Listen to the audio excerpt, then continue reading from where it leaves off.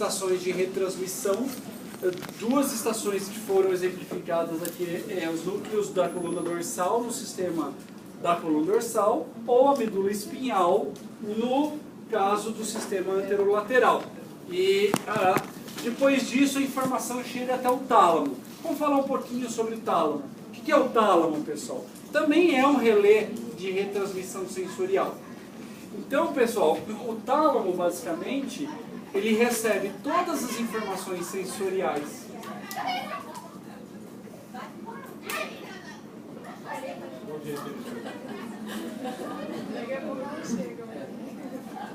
Vocês estão vindo para cá?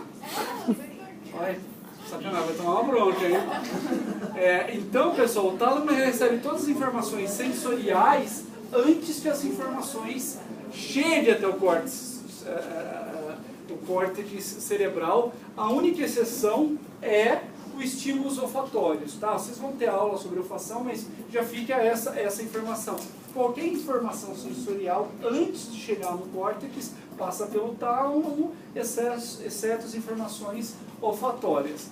E basicamente o que o tálamo faz?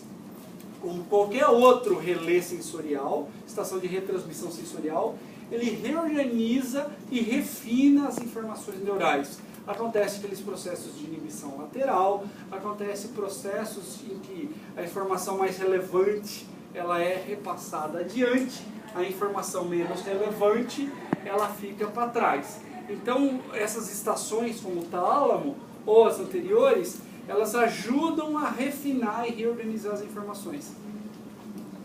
Meninas, vocês estavam fazendo o maior barulho lá fora, hein? Professor, perdão. Bonito, não? Nem chegar atrasado, causando. Professor, a gente tem que abrir uma lanchonete nesse CB aqui, meu. Vou morrer de fome um dia. Então, é um nicho de mercado, infelizmente. Pois é, eu vou abrir uma aqui, vou monopolizar o CB. Então, pessoal, olha só, essas informações são reorganizadas e refinadas, tá? Então é basicamente isso que o tálamo faz. E aí vamos falar um pouquinho melhor agora da última estação, que é o córtex cerebral. E aí tem várias informações bastante interessantes. Então olha lá, pessoal, vamos revisar a anatomia do seu córtex cerebral. Quantos lobos cerebrais a gente tem? Lembram dessa informação dentro da anatomia? Quantos lobos cerebrais? Vocês lembram de alguns nomes? Frontal,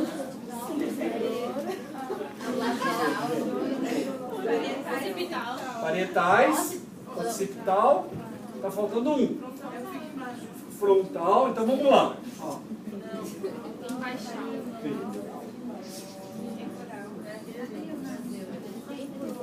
Frontal, lembrado, temporal, esse aqui de trás chama-se occipital. Eles são de acordo com os ossos do crânio, tá? E esse é o parietal.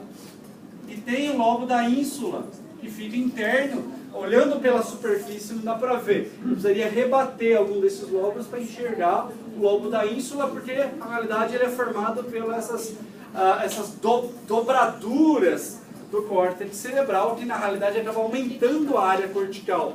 Se você pegar o córtex de um rato ou de um camundongo, ele é lisinho, ele não tem essas dobras. Mesmo de alguns primatas, por exemplo, sabe aqueles saguis que andam em fios, em árvore?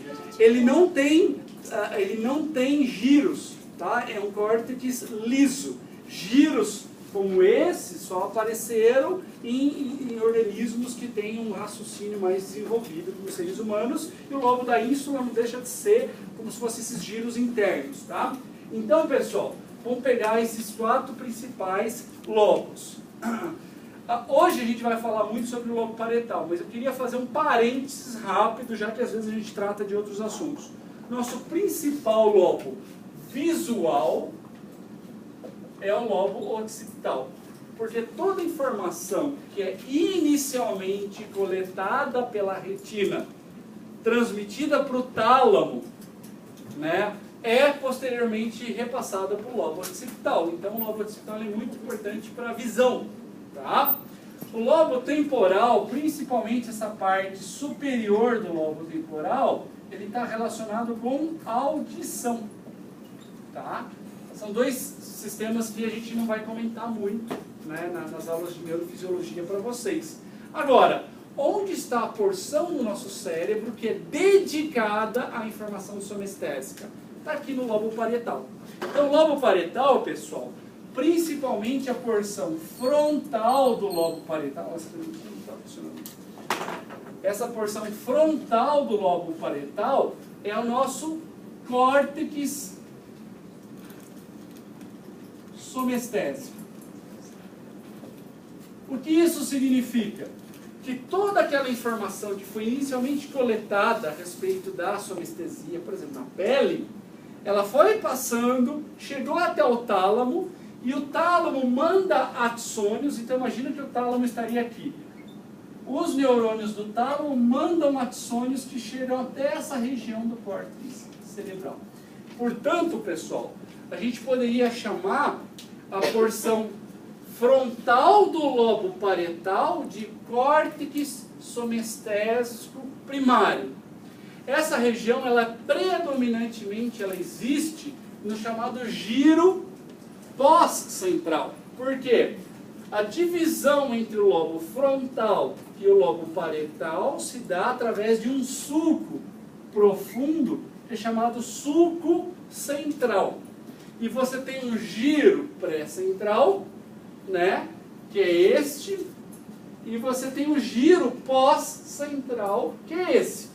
O giro pós-central pertence ao lobo parietal. O giro pré-central pertence ao lobo frontal. A gente vai falar do giro pré-central na aula de quarta-feira. Hoje, a gente está falando sobre sistemas sensoriais. A informação somestésica chega principalmente no giro pós-central. Portanto, os neurônios que compõem esta região do seu córtex cerebral é justamente as regiões que recebem as informações do tálamo e cuidam do processamento da informação somestésica. Tem alguns experimentos clássicos que foram super interessantes que foram feitos. O sujeito sofria de epilepsia grave, né? E aí resolveram fazer uma cirurgia no sujeito. Só que aí ele se voluntariou para poder servir de cobaia em uns experimentos, em que o neurocirurgião, aplicando uma corrente elétrica baixa, vejam, ninguém estava eletrocutando o cérebro do sujeito, senão você ia machucar e matar o sujeito.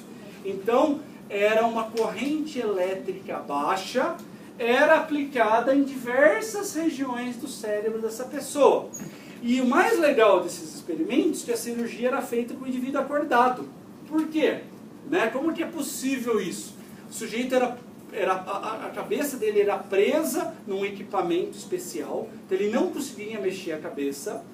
Ele era sedado só para ele ficar um pouquinho mais calminho, mas ele ficava consciente.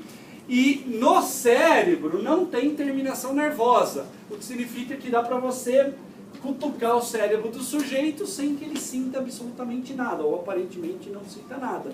Tá? Mas vejam, onde está a terminação nervosa? Está aqui no escalpo, né? Então, evidentemente, a pessoa era anestesiada, tirava-se a calota craniana dele, o sujeito olhava para o cérebro, e o que foi feito, pessoal? Foi feito experimentos de estimulação em áreas do cérebro. E uma das áreas que chamou mais atenção nesse experimento foi que toda vez que era estimulado o giro pós-central, a pessoa relatava uma sensação em uma parte do corpo.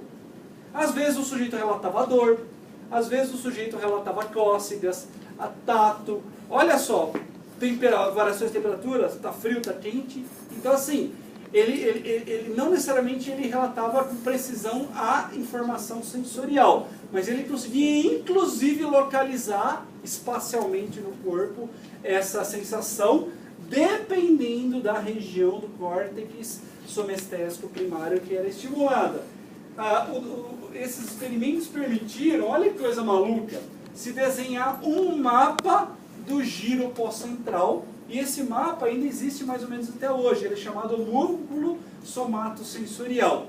E ele indica aqui onde está presente os neurônios que representam cada parte do seu corpo. É literalmente, pessoal, um mapa do seu corpo que é expresso aqui no seu giro pós-central. Cada região do giro pós-central, ela é encarregada de obter a informação de uma parte do seu corpo. Olha que coisa interessante. Portanto, aí fica um pouquinho mais fácil da gente entender algumas coisas. Como você sabe que alguma coisa tocou sua mão, ou sua cabeça, ou seu pé? Porque lá no seu córtex cerebral, mais especificamente no seu giro pós-central, você tem um neurônio que representa aquela parte da cabeça. E esse neurônio ele é diferente daquele neurônio que representa a mão, que representa o pé e assim por diante. Para ser mais preciso ainda, na realidade cada neurônio desse está representando um campo receptivo distinto. E aí lembra que da aula passada, áreas que você tem muita precisão sensorial, tem campos receptivos pequenos ou grandes? Pequenos. Quanto menor o campo receptivo, maior capacidade de discriminação